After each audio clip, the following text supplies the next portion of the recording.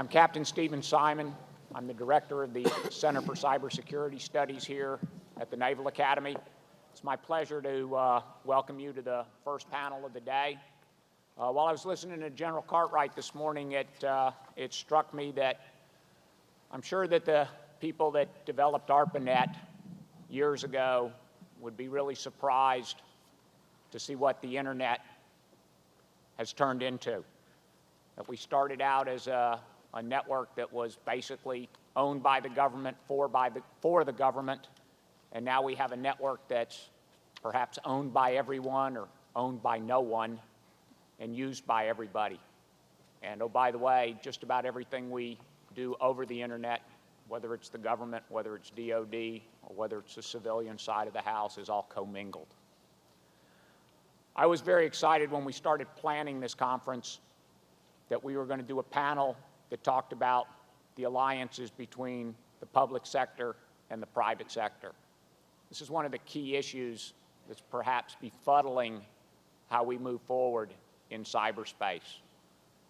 General Cartwright easily set the stage for us, so I'm very pleased to welcome our panel.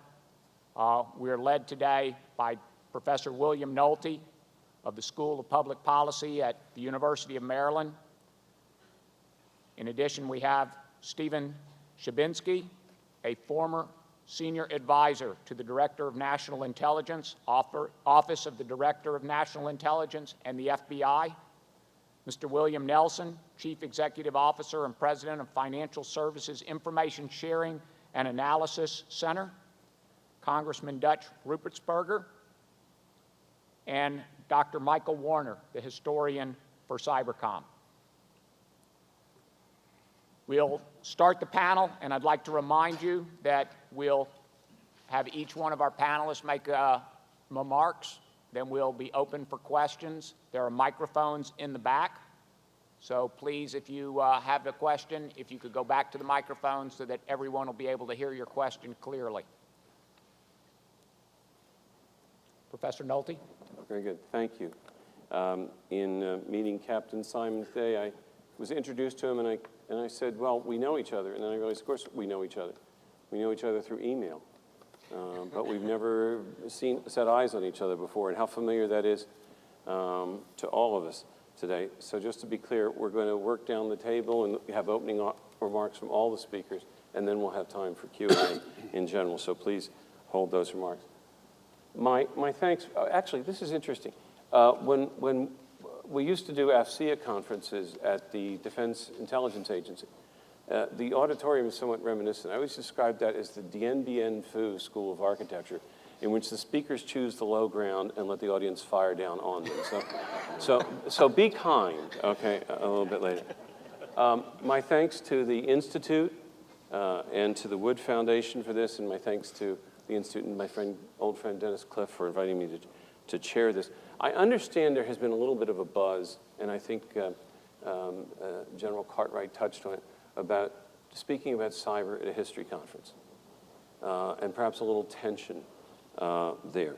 But I think it is to the credit of the Naval Institute that it has always understood the link between history and the future. As one of my former professors, John Lukacs, used to say, the only thing we have to illuminate the future is history. And so whether it's the historic role of the Naval Institute proceedings or its newer publication, Naval History, the Institute has always understood that, and I find this, as a card-carrying historian, fully consistent with history at its best. Beyond that, I'm kind of struck this morning by the ways in which the Navy, in particular, and I don't want to slight any of the other services, certainly not the Marines, because I serve on the NSA history panel, which is chaired by a former Commandant, General Al Gray, and I will pay for it because he will hear if I slight the United States Marine Corps. But this interesting role that the Navy has had in this, directly and through leadership of my former agency, NSA. I was doing some work for Mike Warner last summer on NSA's interest in this new thing before we even called it cyberspace in the 1990s. And Vice Admiral Mike McConnell, I think did such an extraordinary job pursuing this new thing without doing something that institutions often do wrong. And that is trying to make the new reality fit their structures.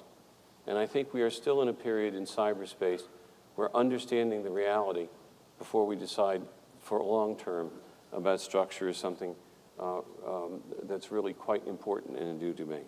And of course, in 2010, we had Bill Lynn's fundamental article in Foreign Affairs defending a new domain, which I think, and some of you may have been involved in this, some of you may not, answered a lot of questions.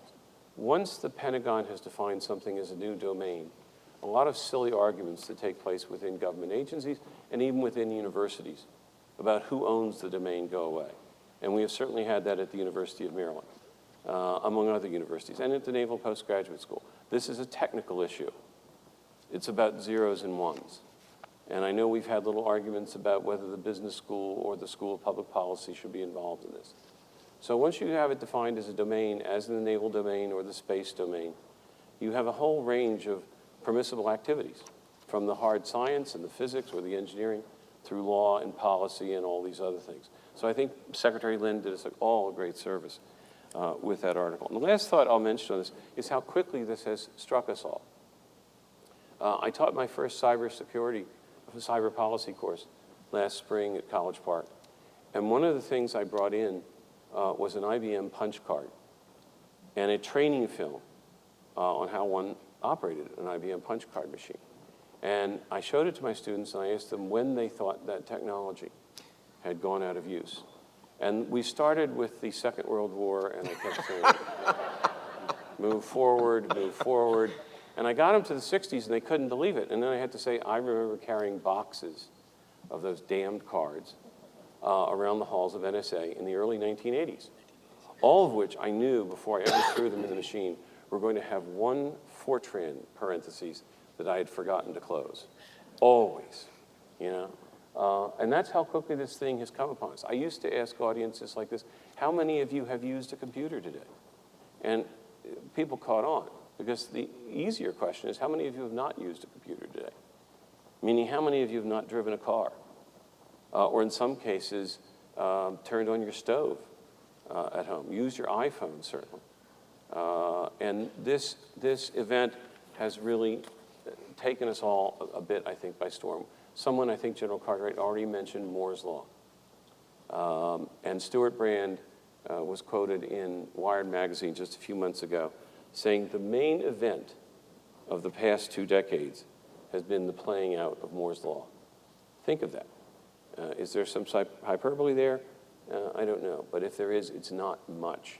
You can't start a car without participating in the successive information revolutions that we've dealt with over the last 20, 30 years. And the pace of that doesn't seem to be changing.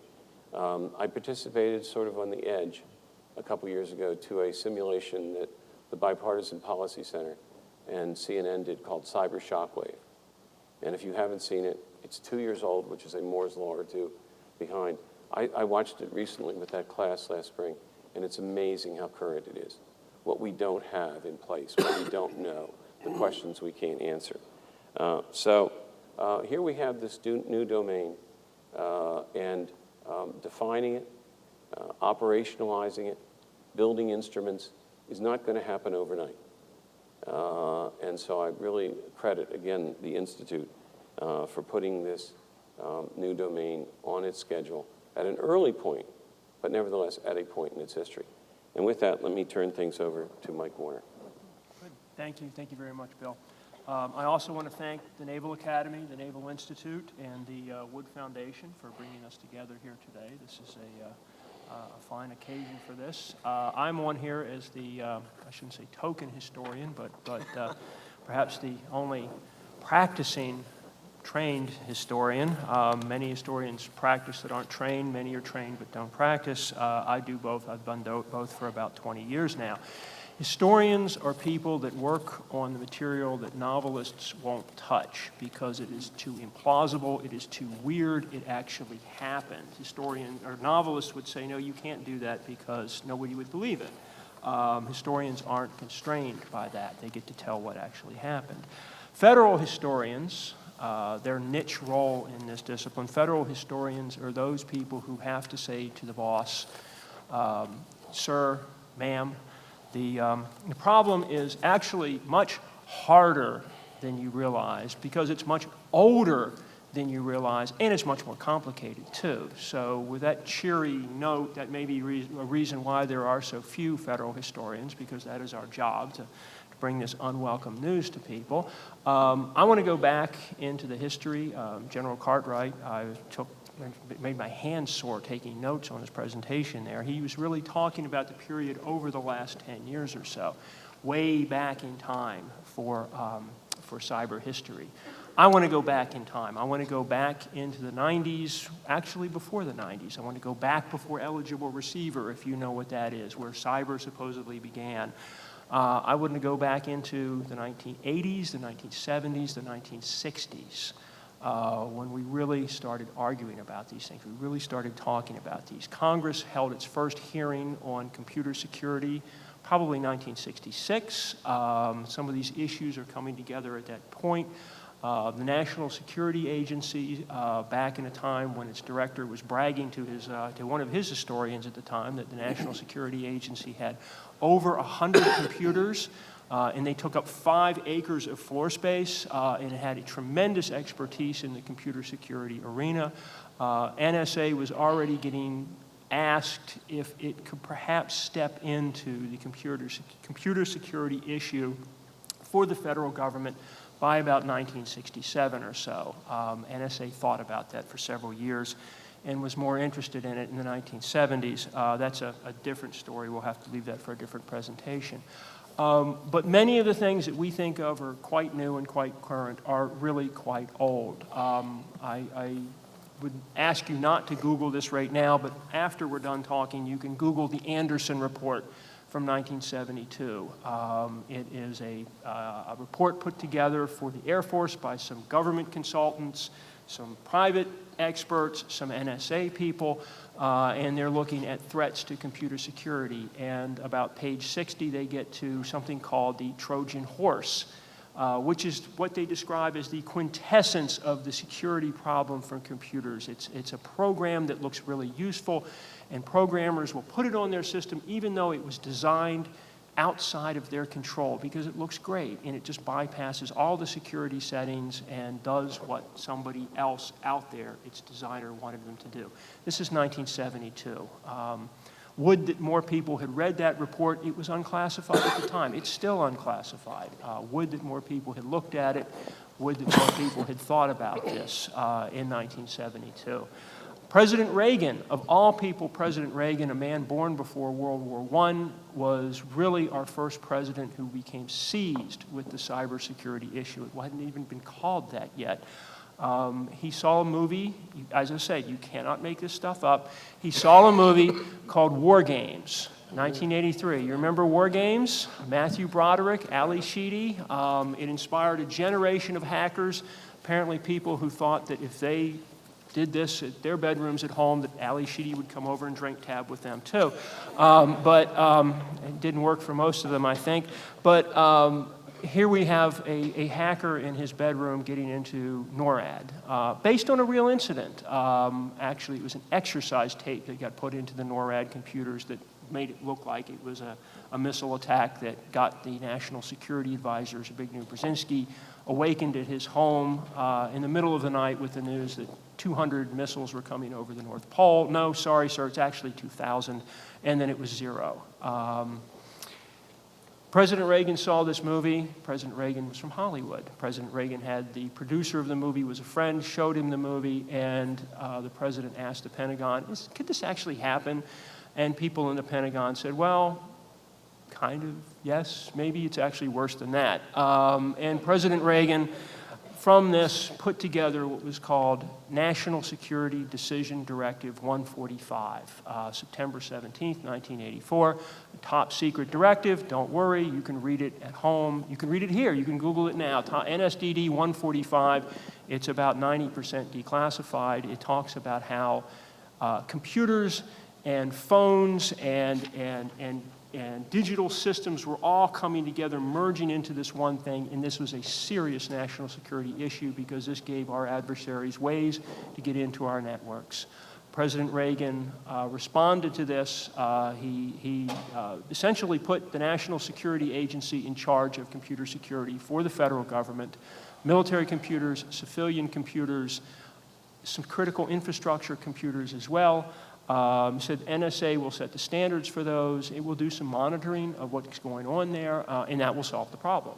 I can't really talk too much about what goes on in Congress. We have other people on the panel who can say that a little bit more authoritatively, but people in Congress did not like this. Here we had taken a national security agency, an intelligence agency, and put it in charge of that computer security for the U.S. government. It brought together an unlikely coalition of opponents, ranging from the ACLU on one side to the American Banking Association on the other, who said this is insane. We should not be doing this. It will lead to civil liberties problems. It will stifle innovation. President Reagan is weakened during the Iran-Contra scandal in 1986, 1987. Congress solves the problem in 1987 with the Computer Security Act of 1987. NSA will look at military computers, national security systems. We will give the civilian computers, the federal government computers to the National Bureau of Standards. No, actually, it'll be the National Institute of Science and Technology after that.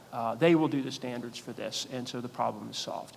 In 1987, the problem was at least theoretically solvable. Today, who knows? But in short, what I want to say, and I'll wrap up with this, the landscape, the debates that we're having over cyber, the landscape, the paradigms in which we view these issues have been set for a very long time. By the time we got into arguing over information warfare, information operations, and computer security and cybersecurity in a big way in the 1990s, the paradigms had already been made, had already been set for us in the 1980s. I would say, just in closing very, very quickly, I would say we have a new domain, the cyberspace domain.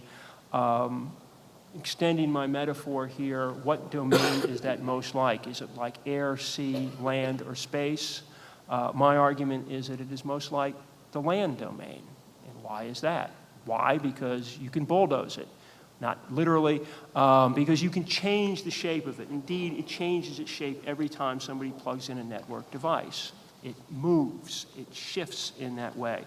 I would also say, in keeping with our panel theme of the public-private partnership, the land domain is mostly in private hands, like the cyber domain. But that does not mean that your computer is your castle. Just as your home is not your castle, you cannot grow prohibited drugs in there, you cannot store all sorts of weapons of mass destruction in your basement. Many things that you cannot do because state sovereignty applies. Many things that you cannot do there. And this perhaps is a way for us to be thinking about that public-private interface. And it also should give us one quick note of caution to say that there are, if solutions are still theoretically possible, there are no solutions that do not account for that public-private interface and do not look at and have a role that is public and a role that is private and a great deal of overlap between them. So thank you very much, then. Steve? Very good. I wanted to first begin by thanking the Naval Institute and everybody here today. It's certainly an honor for me to be here and to be on this panel. I've known a number of folks for a long time in the cybersecurity business, none longer than the folks on this panel, and those remarks are great, Michael. I've appreciated working with Bill over time at the financial services sector, one of the most important critical infrastructure sectors we have, and Congressman Rubersberger is one of maybe 3 or 4 members on the Hill who really gets it and has put up considerable effort and energy and political capital to protect our nation from cyber threats. And my hat's off to you, and I appreciate everything you've done. We have gotten further over the last few years because of your help and the influence you've had on the Hill. So thank you, Congressman. I want to launch into something that might sound provocative, because it's a big ticket item, and if you believe me, if you wrestle with this, if you agree with this, and we've got a lot of work ahead of us.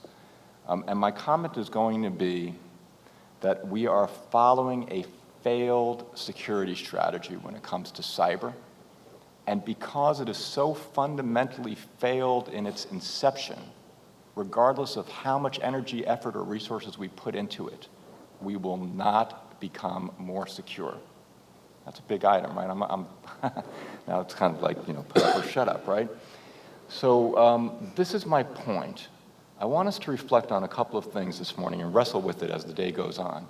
And it has to do fundamentally with security and risk management. And it has most fundamentally to do with what security looks like in the physical world. Now, trust me, I know that computers are physical, but we tend to talk to them as a virtual world. But let's talk about the physical world. What works in security in the physical world? What does the model look like? And have we applied that same model in the cyber area? I'm going to suggest to you this morning that we have not followed successful security models in the cyber area. And so it comes as no surprise that every year our security falls further and further behind. Why is that? Fundamentally, it requires a brief explanation of risk and the risk formula. And that is as follows. If you think about the components of risk, and if you're going to mitigate risk or enhance security, you only have three ways of going about it. You can reduce the threat, you can reduce the vulnerabilities, or you can reduce the consequences. That's it. Those are the three levers. And classically stated, the formula is risk equals threat times vulnerability times consequence. Why multiplication? So that security professionals could get high budgets because the numbers become really big when you multiply them. Addition really, no, that's not why. Multiplication has a quality to it that addition doesn't. If you multiply something by 0, you zero out the formula. Adding 0, you still end up with your constant. Okay. That means that if threat is 0, it doesn't matter how vulnerable you are or what consequences would be derived from a successful attack. There's no threat actor. And that goes down the formula, right? If you have a threat actor but you're not vulnerable, the risk is still 0, right? You typically can't get one of those to 0. And you can't get it here. So you have to balance your threat mitigation, your vulnerability mitigation, your consequence mitigation efforts. You need all of them. There's no doubt about that. But what you'll see is in successful physical security models of all of those, the one that is absolutely predominant is threat mitigation and threat deterrence.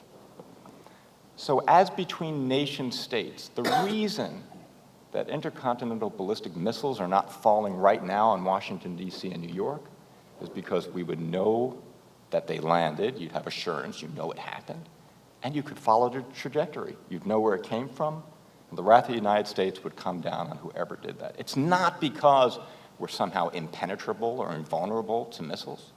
It's because of threat deterrence. And this plays out, this notion plays out in your homes and businesses. You have locks, you have gates, you have guards. That's vulnerability mitigation, that's fine. But then you start putting up alarm systems, right? So that you know when someone entered, you capture their picture, and it's threat deterrence. You're not making the glass of your house or your business anymore impenetrable. There are only a couple of models where vulnerability mitigation is predominant. Those are called fortresses and bunkers. They look nothing like an interoperable, connected network of technologies. That is not suitable for fortresses and bunkers. So I would ask you then, this is so fundamental, but everything that follows that we do relies on this premise. Is it the case that currently all cybersecurity strategies predominantly focus on vulnerability mitigation, on patching systems? I argue it is. That threat deterrence, threat mitigation, consequences for the adversary have been secondary to vulnerability mitigation efforts, and that the return on investment for vulnerability mitigation efforts long ago are gone. Right? People keep putting hundreds of thousands, millions of dollars, information sharing directives, patcher systems, continuous monitoring. Everything is focused on vulnerability mitigation. And yet the threat actors continue almost unabated with first tries at breaking in, second tries, then they're successful. Okay. That model needs to reverse itself.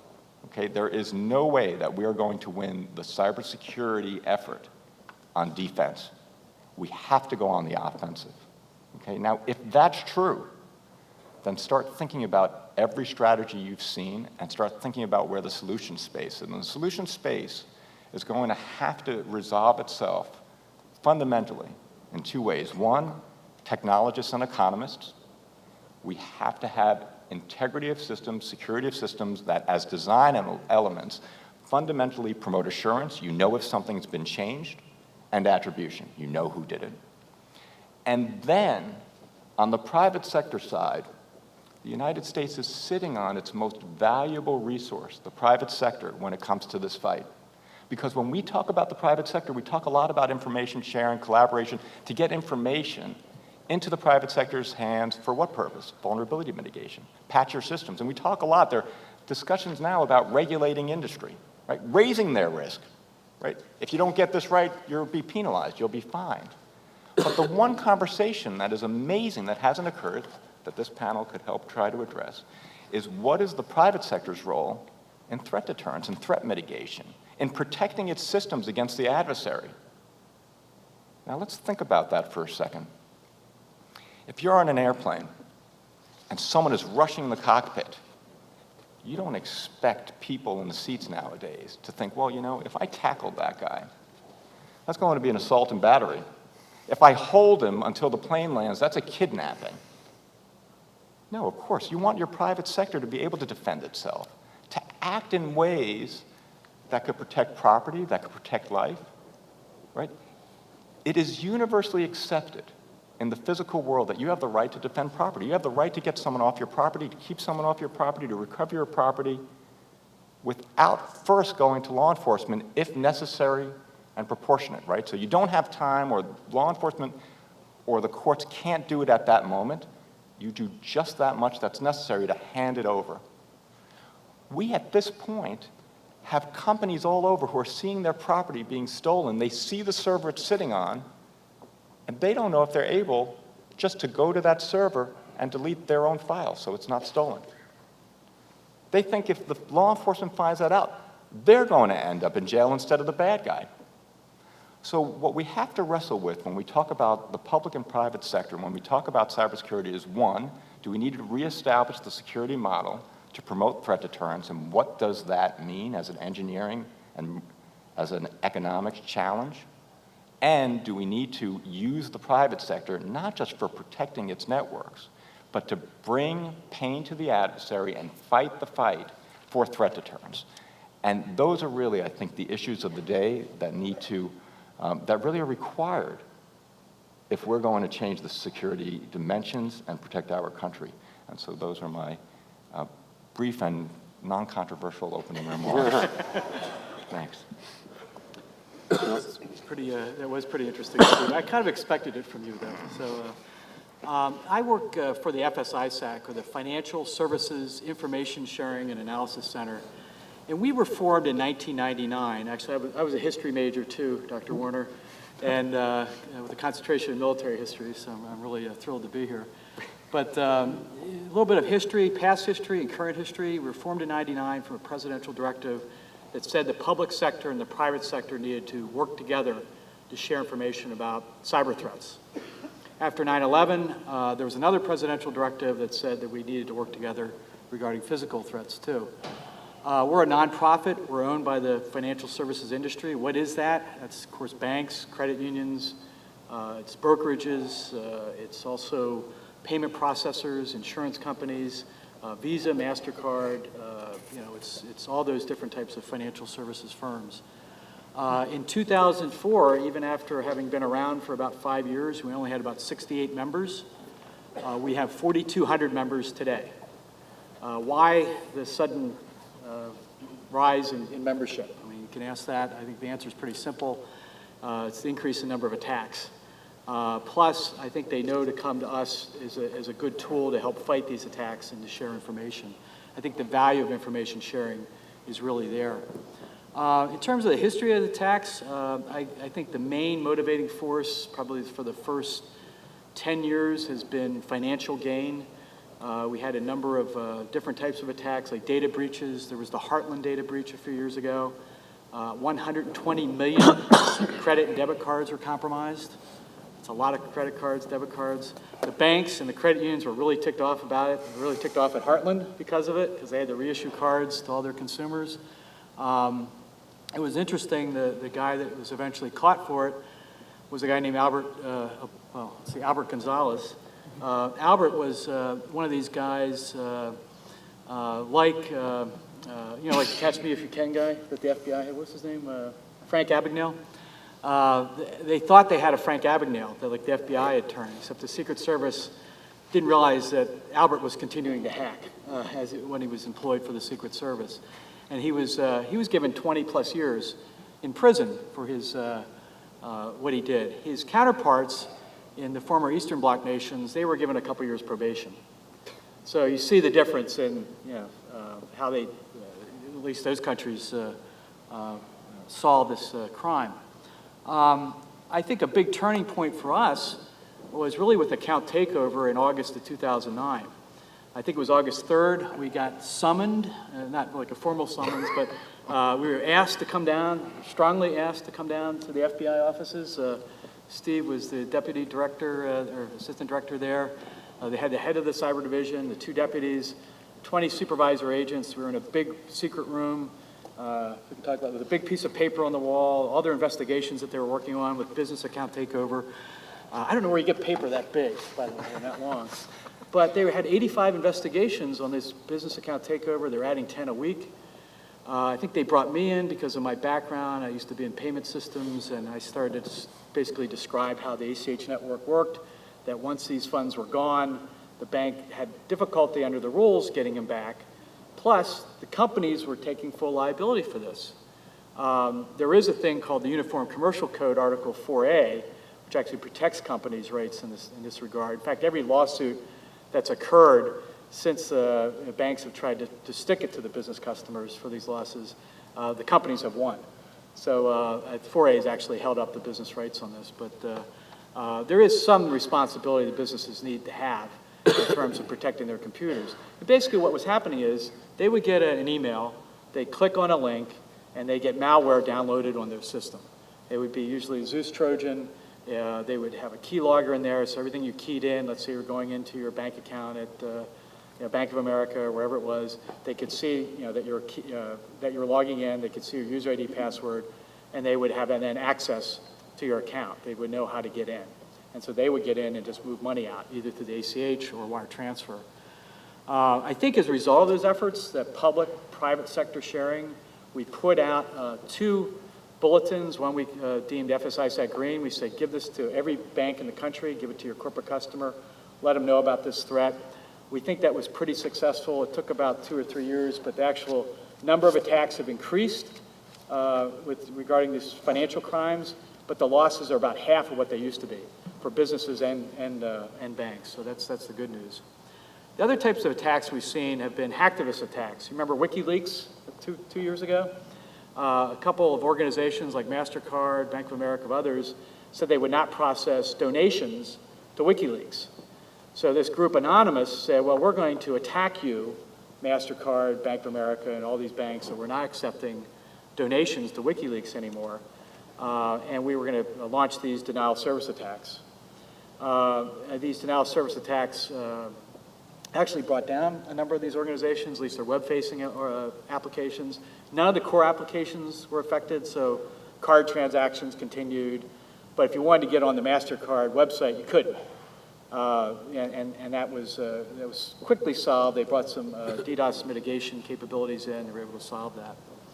The other types of attacks, and I would kind of classify these together, nation state and then corporate espionage. And you kind of alluded to the espionage part.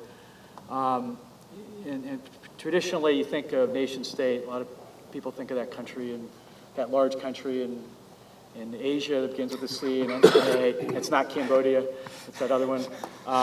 It does represent a lot in the area of corporate espionage, but I think the latest attacks, as Secretary Panetta pointed out last week, he claimed that Iran was the source of these attacks. We cannot comment on that, but regardless, we've seen a number of series of DDoS attacks that have been launched against financial services firms. They're a little bit more sophisticated than we've seen from the hacktivist attacks. a little bit more difficult to stop. But the information sharing has really been helpful. I mean, they've identified which banks they're going to attack, so we know which ones, so we can actually turn our forces together and unite and share mitigation techniques with those financial institutions. In wrapping things up, I can go into more detail if you want to talk to me later about those specific attacks. I can tell you, basically some of the information we've been able to share that's not secret. But in terms of other activities, we've seen some civil actions taken by the private sector. One I want to point out is Microsoft, actually 2 actions they took. One was against the Rootstock botnet, and this was about, I think, 1.5 years, 2 years ago. Rootstock was responsible for about 2 billion items, actually spammed emails a day. As a result of Microsoft's civil action to take out that botnet, they went to our U.S. courts, we were able to shut down those botnets, and those botnets now are run by Microsoft, so they've been effectively been able to go back to those people with those computers and try to get them off the botnet and get the malware off their system. They've eliminated 2 billion spammed emails per day, which is a pretty significant amount of spammed emails that you were getting every day. I think that was a pretty big success. And last year, actually earlier this year, we teamed up with Microsoft and NACHA, the National Automated Clearinghouse Association, in a civil action. NACHA in itself was we represented our members who were all being attacked. But NACHA was actually being attacked too, and a lot of spam email messages had their name in it, which resulted in a lot of fraud and, of course, defamation of their name and use of their really copyright infringements. As a result of that action, they went from 11 million spammed email messages a week down to under 1 million in 1 week, and I think it's down to about 30,000 a week now. So I think those actions, taking civil action in addition to criminal action and combining those two, I think can get results. Now, the one issue, of course, with criminal is sometimes it takes a long time to get the case to court, or there might not be extradition treaties, or that country might not be that cooperative in pursuing those criminals. So we think we've had some success. I think that the new DDoS attacks have raised the bar somewhat. We are concerned about the Panetta statement. We like to kind of spin down, not spin up some of this hysteria and outrage that's occurring.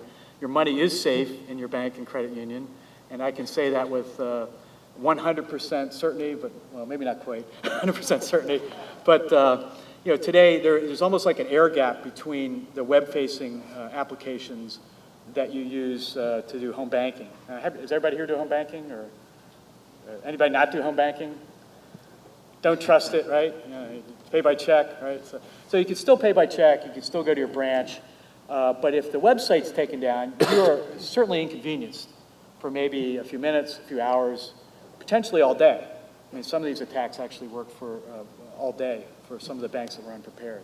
So we think we have a new type of environment that we are concerned about, and we need to work more with government and the other sectors, like the communication sector, to shut these botnets down and some of the tools that these cyber criminals and nation states are using. That was my remarks. Very good. In introducing Congressman Rupersberger, let me first say how pleased we are that he could take the time to be here with us today. But I was telling him before we started that I just did a book review of a book on Congressional Oversight of Intelligence, I Spies, by Amy Ziegert at Stanford. It's a very critical and even somewhat pessimistic view of congressional oversight.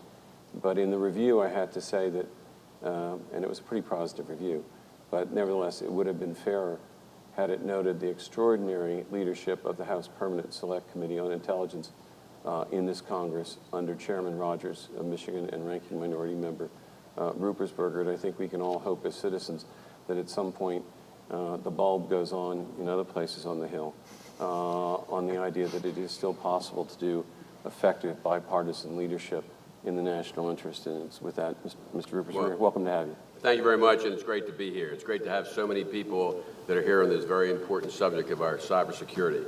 I want to acknowledge the panel of some great experts, and also you heard General Cartwright, who I had the pleasure of working with on not only cyber issues, but space issues. And we have some very good people in this country dealing with this issue. Just a little background, the Intelligence Committee is a small committee. We have the top clearance. We oversee all the intelligence agencies, the NSA, CIA, all the military intelligence. The Director of National Intelligence. Chairman Rogers and I made a commitment when we took leadership 2 years ago of the committee that we would be bipartisan. Just a little footnote, Chairman Rogers was a former FBI agent. I was a former investigative prosecutor. And I always reminded Chairman Rogers that good FBI agents always listen to their prosecutors, even if we're in the minority. But really, we trust each other. We work together. We travel to Iraq, Afghanistan, Yemen, all the hot spots together, and we try to do what's best for our country. National security is too important to be any other way. And by the way, unfortunately, as a member of Congress, I am also very upset at how partisan things are. It's got to change. And hopefully our committee and the way we're working can be a model to other people in Congress, because we're all Americans. We're not just Republicans and Democrats, and we need to come together. Now, also in our role, I'm a member of what they call the Gang of Eight. The Gang of Eight, we get the most sensitive information, whether it's about cyber, whether it's about Russia-China threat, Iran threat, whether it's about any type of threat that we have in our country. And that's the check and balance that we have in our country, that the administration must brief the Gang of Eight on matters that are so sensitive they can't even go to our committee. And with that, people ask me, well, what keeps you up at night? And I say, well, the first thing is probably spicy Mexican food. But other than that, the two other issues are weapons of mass destruction entering our country undetected. Now, there's not going to bring a bomb, but components that might come in, and that could be very serious. But the other is cyber attacks and shutting down our water supply, our power grid, our business, our banking systems. This is very, very serious. Just recently, well, within about 6 months ago, we had an open hearing, and I asked the question of Director Mueller, FBI, Napolitano, Secretary of Homeland Security, and also General Alexander, who's the head of NSA and Cyber Command. You know, what is our exposure? Are we exposed right now to a catastrophic attack, a cyber attack? And all three said it could happen today. And that's of concern, it should be. So we need to be vigilant, we need to be focused on this issue. Now, the U.S. websites are being attacked as we speak right now. Other governments, foreign governments, criminal groups trying to steal our money and valuable trade secrets. Cyber thieves from nation states like China, and I can get into that later, I won't now, and others are doing this to gain an economic and also national security advantage. They're using this information to get ahead of American companies, especially China, and we have information to that effect, so I'm just not blaming China without facts. They're stealing our pharmaceutical formulas. Believe it or not, even fertilizer makeups, because China sells fertilizer and so do we, and they want to know how we do it so they can do it better and be more competitive. This is what's happening. Valuable data to capitalize on American innovation so they can make things cheaper and compete with us. Stealing information, and this is, by stealing this information, they're stealing our jobs. Just last year, Cyber Command, whose responsibility it is to protect our military and intelligence network, estimated that United States companies lost over $300 billion of trade secrets by cyber attacks, by other countries and other individuals. That is a large amount, and it's continuing to happen. And then, by the way, that's all we know about. We have so many companies out there that are being attacked and don't even know about it. It's a very, very serious issue. So what are we going to do about it? Well, one of the things that Chairman Rogers and I decided to do as leaders on the Intelligence Committee was deal with the issue of cyber. Just a little background. Before I became ranking member, I was chairman, when we were in the majority, of the Technical Tactical Committee on the Intelligence Committee. I also have NSA in my district. I'm the first member of Congress NSA has ever been able to talk to, because I'm the only one that's been on the committee and actually represents them. And so I got a phone call from, at that point, he was Director of National Intelligence, Admiral McConnell. And also he brought with him Melissa Hathaway.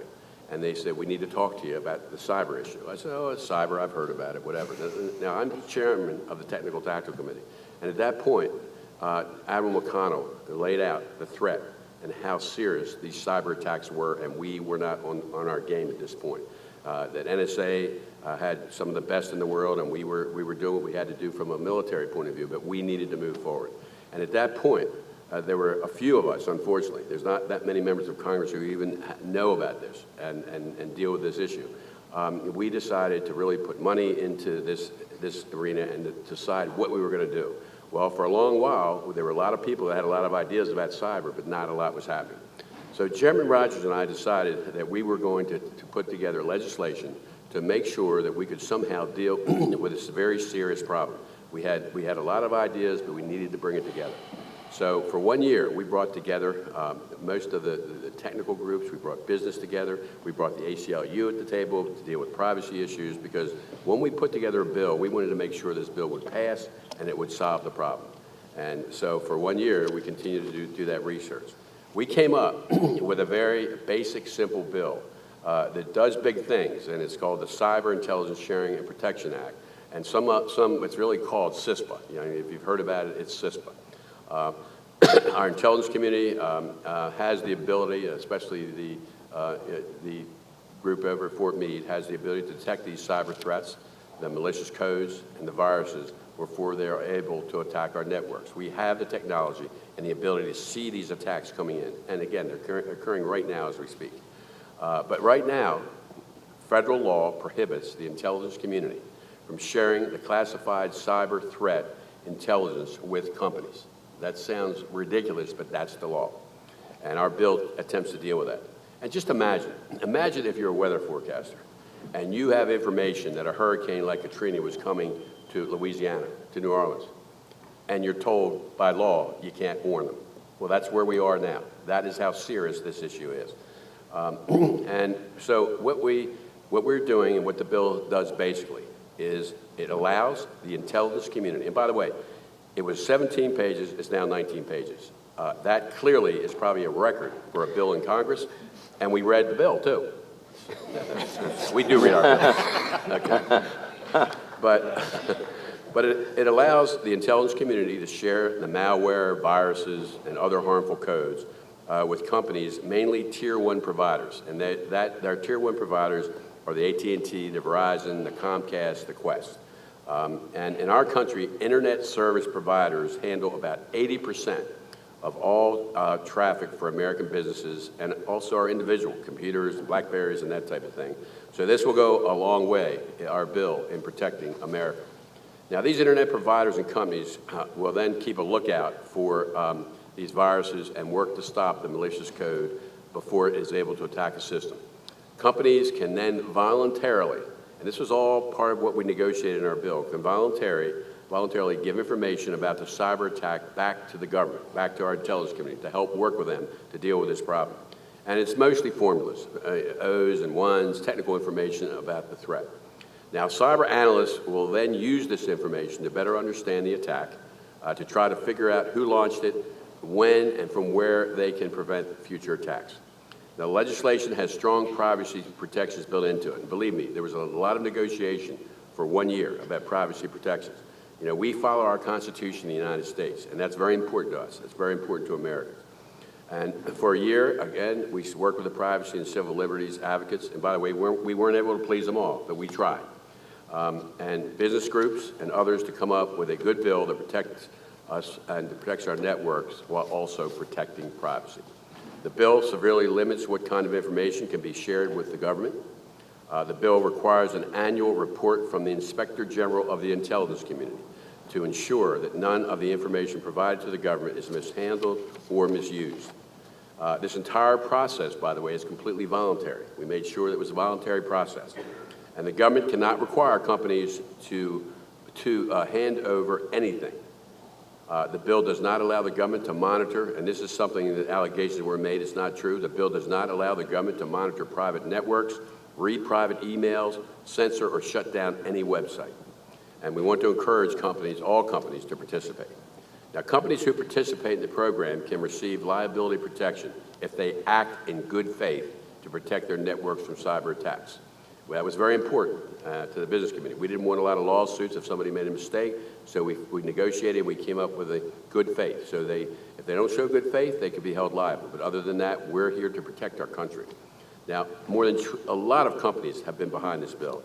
Just some of those companies, at least 20, have been very aggressive in working with us on the bill.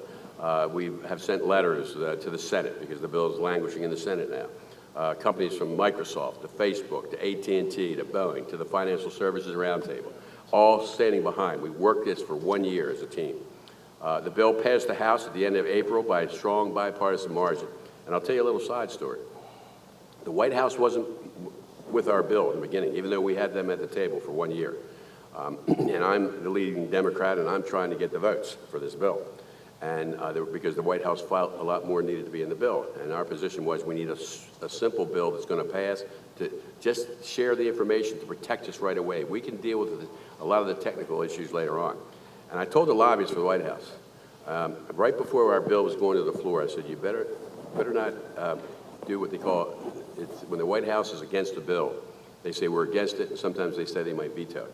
And I said, well, you better not give us a veto threat. Well, they did. And we were down, and this was a bipartisan bill, so we needed Democrats and Republicans to pass this bill. Luckily, they gave the threat the day before we went to the floor. We were able to roll up our sleeves and work it through, and we were able to get, we were down to 10 Democratic votes. We were able to get back to 45 Democratic votes. We had enough to pass the bill, and the bill moved forward. And it really shows that the members of the House understand how severe this cyber threat is. And yet, Democrats also, it was our issue really to negotiate with a lot of the privacy issues, and we feel strongly that our citizens are protected. Now, unfortunately, before the August recess, the Senate failed to move the bill. And it was very disturbing. And yet, Chairman Rogers and I said, well, we're not going to stop now, and let's just wait for a while, because eventually this has to happen. We have to protect our country. We know what Secretary Mueller, what the head of the FBI Mueller said. We know what Secretary Napolitano said. We know what General Alexander said about catastrophic attacks. And just to get our camel's nose in the tent, to get our bills passed, let's move forward. Well, the President of the Senate, Reid, decided that they wanted a lot more comprehensive bill in the Senate. A lot of issues that I didn't have a problem with, but I knew that the Republicans on the Senate were not going to pass this bill. As it turned out, the bill wasn't going anywhere, and it was really concerning to us. Senator Feinstein, who's the chairman of the Intelligence Committee on the Senate side, and Saxby Chambliss, who's who's the minority, like I am on the House side, we have been, the four of us, Chairman Rogers, have been meeting on a regular basis. We think we're getting closer. And then recently, when Secretary Panetta, the Secretary of Defense, came out, how serious these cyber threats can be. They can be destructive threats, not just stealing information, but really serious destructive threats. And as an example, it's not classified, Iran, and he pointed that out. And I think as a result of that statement, I think it was last week by Secretary Panetta, that the President of the Senate, Reid, decided we're going to redo the cyber bill. We're going to work with you. This is what's right for our country. Let's put the partisan politics behind us. So we're hoping when we come back, and by the way, at least on our side, Speaker Boehner does not want us to come in until after the election. So we won't be in Washington after the election. Maybe that's a good thing. I don't know. I don't think so. But anyhow, we hope that when we come back after the election that we will be able to move the cyber bill to protect our country. It's important to our country. It's what we need. And we think that we will be able to get this bill passed to protect us all. So I'm going to stop here. Again, I just think this is tremendous to have this amount of people coming here on such a serious threat. I believe very strongly that we need to do this in a partnership between the business, the government, the military, the intelligence community, all coming to get together as a team. Because remember, as I said before, our Tier 1 providers control 80% of the networks in our country, the AT&Ts, the Verizons, the Quests, the Comcast. And we have the ability, our intelligence community, to give them what we call the secret sauce, to let them protect us. And if we come together, we will be able to do that, because this threat will be here for the rest of our lives. Thank you.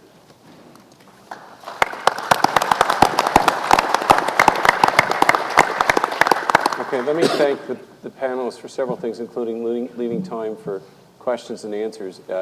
If there's anybody up there at the microphones, or if there are microphones, I don't know, I'll answer any question. I'll tell you anything you want to know at this point. Take the lights off. But please, we do have time, so please ask questions of this panel. Yes, oh, okay, there you are. Sir, thank you. This question is for the panel. It's a question about cyber weaponry. Given the newness of the domain, and I'm sorry, Dr. Warner, for pouncing on your conversation about how not new this is, but given sort of the novelty and not necessarily our mature understanding of it, do we recognize all the cyber weapons that are out there? And in the context of the report that the Permanent Select Committee released last week on Huawei, maybe I'll just pose the philosophical question: could a Huawei, both the organization and the technologies it represents, and Huawei in the generic sense, be a cyber weapon that we should be concerned about from the cyber warfare perspective? Want me to answer it? Okay, what he's talking about is Huawei. We know, everybody here know about Huawei. Do I have to get into that? Huawei and ZTE are two Chinese companies that are attempting to penetrate the United States market. Huawei is the second largest telecommunications company in the world. Chairman Rogers and I, that same year ago, when we decided that we were going to deal with a cyber issue, we decided to deal with the China threat. China has been cyber attacking our businesses for a long period of time, and I'm not going to get into what else they're attacking. But we decided to make a determination on whether or not we needed, from an intelligence committee point of view, to get the facts and data and the intelligence, whether or not it would be a threat to our country. We spent 1 year. I personally went to Hong Kong to meet with the founder of Huawei, who happened to be a former member of the Chinese military. We went and we asked them very probing questions.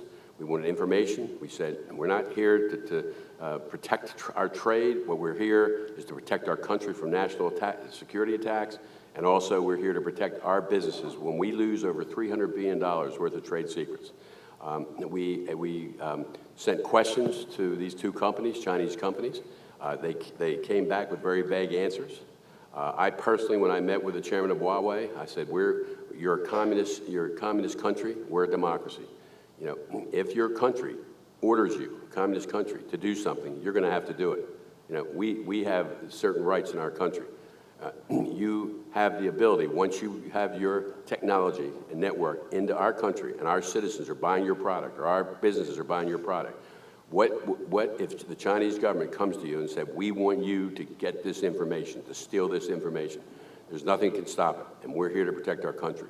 If you give us your information, your financial information, and we can regulate you like any other company, then we can talk, and that's between you and our trade people and that type of thing. But from an intelligence point of view, we're very concerned. And so we had 1 year, an investigation. We gave them every opportunity to deal with us. And one of the answers when we asked to get information, well, our government won't allow us to give it. Point. That's exactly what we're talking about. And then I finally said, I've said this on national TV, but I also said it to the representatives from Huawei and ZTE. If you want to do business in our country, you better stop your country, China, from cyber attacking us. Enough's enough. And so we came out with a report. It was 60 Minutes on 2 weeks ago. They did a piece on it. And then we came out with a report, classified, that we didn't come out with, and we can't get into that, but unclassified, because that was important, that we could let the American people know how serious this threat could be. Once the technology, the camel's nose is in the tent, then they have the ability to spy on our company, our citizens, and we're gonna let people know, and we made Chairman Rogers and I made the recommendation. We recommended to our government not to do business with Huawei. We recommended to our contractors who do business with our government not to do business with Huawei and use their technology, because we could be compromised. China, of course, was very upset. Too bad. You know, we have to protect our country. This was not being used to manipulate trade or anything of that nature. And if you want to talk about manipulating trade, let's talk about China dealing with the car industry, the car parts industry, or anything else. You know, enough is enough as it relates to some of these China issues. So that's where we are on the Huawei and on the Chinese issue. And by the way, it's just not China. There are other countries. I'm very concerned about Iran, about Russia, other countries, and even some of our allies. So we have to always be vigilant when it comes to this cyber threat. Yes, ma'am.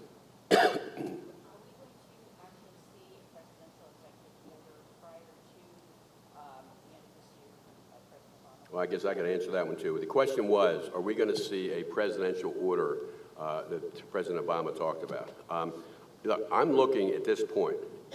There's no excuse for not passing our bill.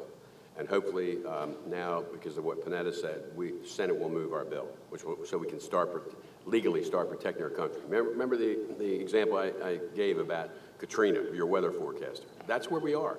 So the president talked about having some type of executive order to start protecting us. But, you know, the devil's in the details. I don't know what that's going to do, and we're working very closely with the White House right now to try to resolve this, but we need legislation. And if the executive order gives us a little bridge until we get the bill passed, that's fine, but I haven't seen the executive order. I'm very much involved with this, so hopefully the White House will be communicating that with us. Well, we haven't seen the draft. Have you seen it? Who are you with? Oh, you can't hear you. She said there was a draft out. Well, it hadn't come to me, it hadn't come to Chairman Rogers yet, so I guess hopefully we'll get it this week. I'm one of my staffers. Have you seen the draft? Okay. Okay. Well, that'd be good, because if we can see the draft, I'm all behind it. Anything we can do, as long as we have a bridge to protect us now.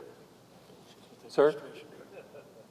Just to anyone in the panel, the idea of cybersecurity is still esoteric in the minds of the general American public. It's something that just doesn't have the relevancy until your bank account or your credit card or something happens that brings it to you. But for general purposes, it seems like it's too far away and too hard to understand.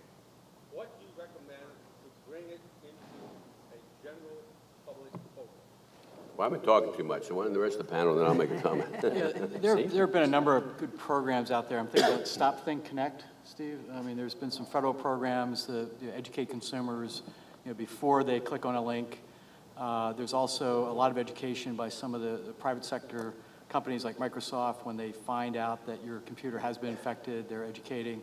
So that does bring it home. So maybe you haven't lost any money yet, but maybe your computer's part of a botnet that you don't even know about. I understand that. Yeah. It just seems like all the things we're doing aren't enough. They're not working.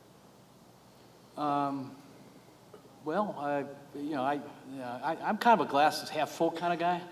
So I think some of them are working, and I've been at this for about 6.5 years, and I've seen where we were in 2009, especially with account takeover on the consumer and business side, and we made some huge gains there. And the people particularly the banks, and I'm not saying that the smaller banks don't have good staff either. The smaller banks are a little bit more challenged because they don't have cybersecurity staff. So they're relying a lot of times on their service providers. Their checking account system, their savings, their online banking is all run by somebody else. Now those service providers happen to be members of ours too. So we do get some economies of scale there, and they are doing a pretty good job of defending those enterprises. And I just think about the successful attacks, the fact that they're way, way down. I think they're half of what they were the year before. And this is as reported by the FDIC. I think those are encouraging numbers. Now, they're not zero. Can we get them down to zero? I can't promise that, but it looks like the trend is going the right way. Up in the back here? Wait, well, let me make that one comment. I'm extremely frustrated that I'm concerned that if we don't do something and we don't educate the American public. I agree a lot of the business community understand this because they've been attacked and they know it. There are a lot of businesses that don't know that. What amazes me is the national media has not picked up. And it amazes me. It's almost as if you've got to have another 9/11, and we can't. And that's why we want to do these things ahead of time. That's why we went after Huawei or investigated Huawei before we have a 9/11, because if we have a catastrophic attack, we're going to get whatever we want. And you know that's what's going to happen. It always happens that way. So we have to be vigilant. We have to work with the administration, we have to work with Congress, and we have to work with the business community and academia, all coming together.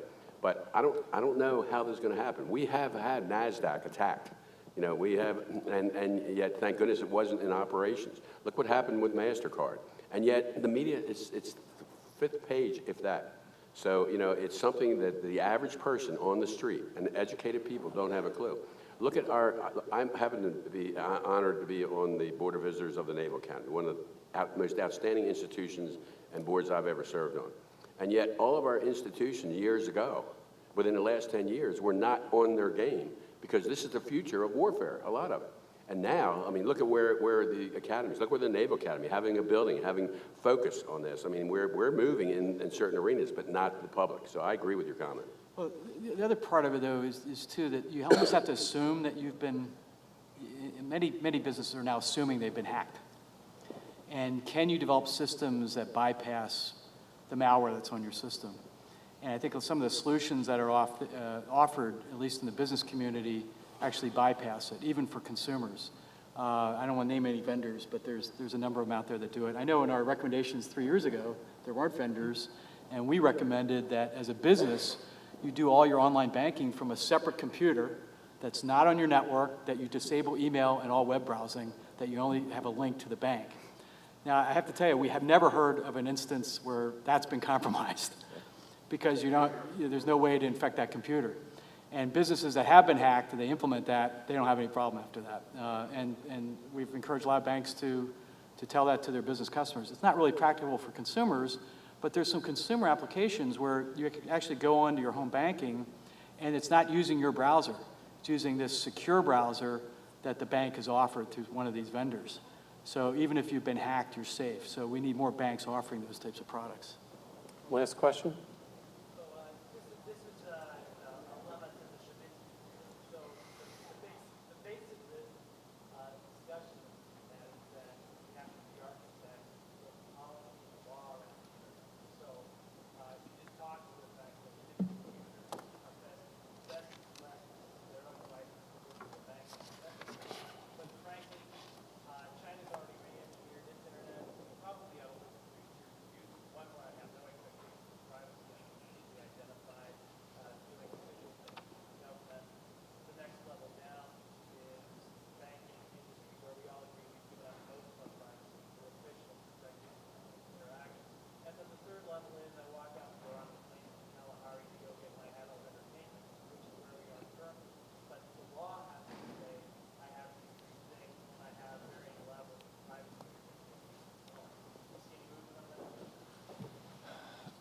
So your initial premise that we need to have different trusted architectures, right? Different trust levels and architectures for different uses and users of the internet, I believe is right on point, right? That right now, one of the problems that we're seeing is that I looked at, just in the FBI, I had 3 different computers. One was unclassified, one was secret, and one was top secret. And the only difference between those machines was the sticker that was placed on them, literally.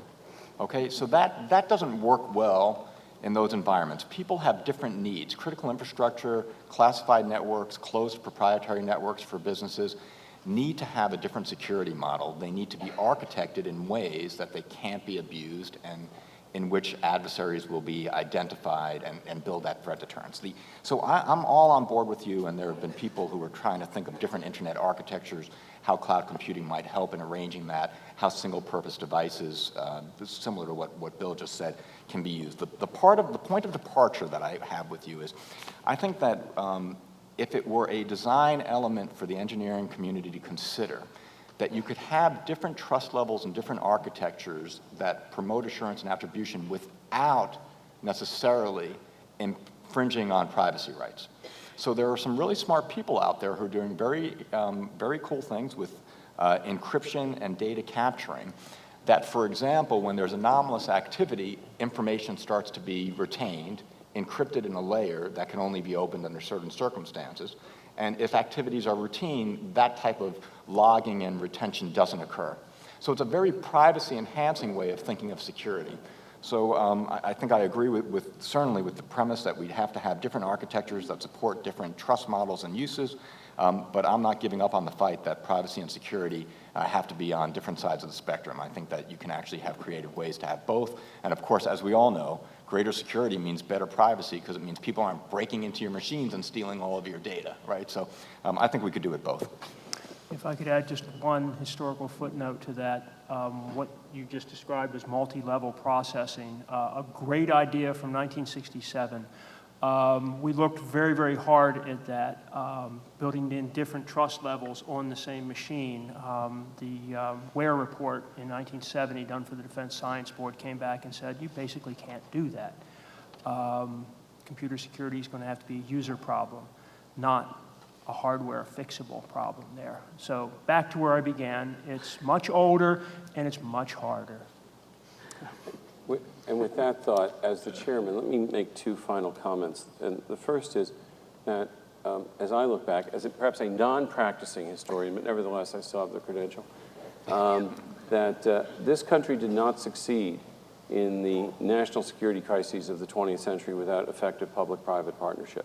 And whether you think of Andrew Higgins and Henry Kaiser in the Second World War, or people like William Oliver Baker and Edwin Land in the Cold War, we depended upon making national security issues a truly national effort.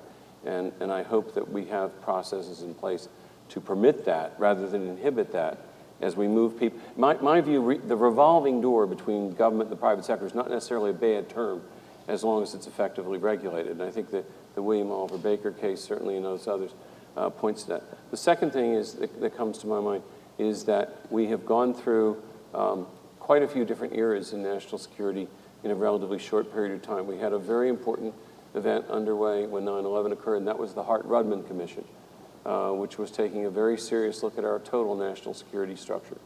And that was aborted a bit by 9/11. And I would seriously hope that with the experience of the past decade and some of the unfinished business from Hart-Rudman, that we would actually look seriously at a Hart-Rudman 2.0 to take a fundamental look at our national security instruments in the 21st century, because this is a very difficult and challenging time. So with that, let me again thank all our panelists and thank you for attending this morning. And I'm sure we'll have a terrific afternoon program for you as well. Thanks very much. Very supportive of your work. Good. I know, it was a hard All right, on behalf of the United States Naval Academy and the U.S. Naval Institute, we'd like to present each one of our panelists with a copy of Joe Rose's War book. I'll hand them out in just a second. Again, we'd like to thank you for participating in this morning's panel.